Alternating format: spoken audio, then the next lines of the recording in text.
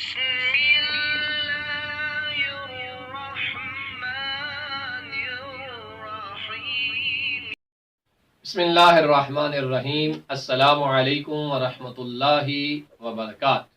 या अली मदद अलैहिस्सलातु वस्सलाम सिलसिला गुफ्तगू इन प्यारे बच्चों के साथ फ़िक़ही अहकाम में जारी उसारी था और आप देख रहे हैं इस सिलसिले की आज 12वीं वीडियो।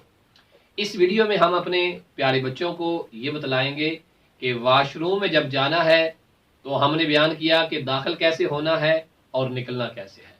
याद रहे वाशरूम के जो अहकामात हैं इनमें चंद चीज़ें वाजिब हैं जिनका ख्याल करना है, चंद चीज़ें मुस्तहब हैं जिनका ख्याल करना है और चंद चीज़ें हराम हैं जिनका ख्याल रखना है।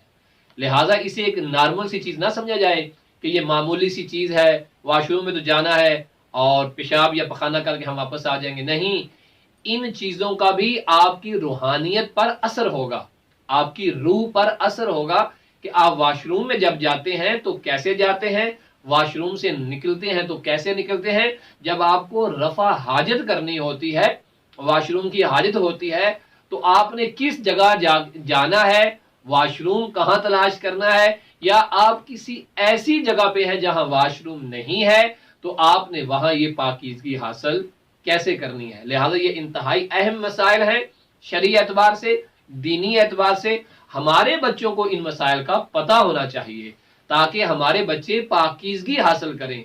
अगर हमारे बच्चों को वाशरूम में जाने का, पेशाब पखाने के शरई तरीके का पता नहीं होगा कि ये कैसे किया जाता है और पाकीज़गी कैसे हासिल की जाती है, तो आप याद रखिएगा जब पाकीज़गी हासिल नहीं होगी तो हमारे बच्चे दीनदार कैसे बनेंगे। जिन्हें पाकीज़गी हासिल करने के तरीके का नहीं पता तो उनका लिबास नजस हो सकता है, उनका फिर वुजू ठीक नहीं होगा, उनका गुस्ल ठीक नहीं होगा। लिहाजा आपसे मुल्तमिस है कि अपने बच्चों को हमारे ये जो दौरानिया चल रहा है दुरूस का, ये सिलसिलावार दुरूस हम इसीलिए चला रहे हैं ताकि हमारे बच्चे दीन सीख सकें। लिहाजा अपने बच्चों को हमारी वीडियोस जरूर दिखाएं और फिर उनसे सवालात भी पूछें, आया जो वीडियो में बयान किया गया है वो आपके बच्चों ने सीखा है या नहीं सीखा। अपना बहुत सारा ख्याल रखिएगा। इंशाअल्लाह ताला ये गुफ्तगू जारी सारी रहेगी। वसल्लल्लाहु अला मुहम्मद व आले।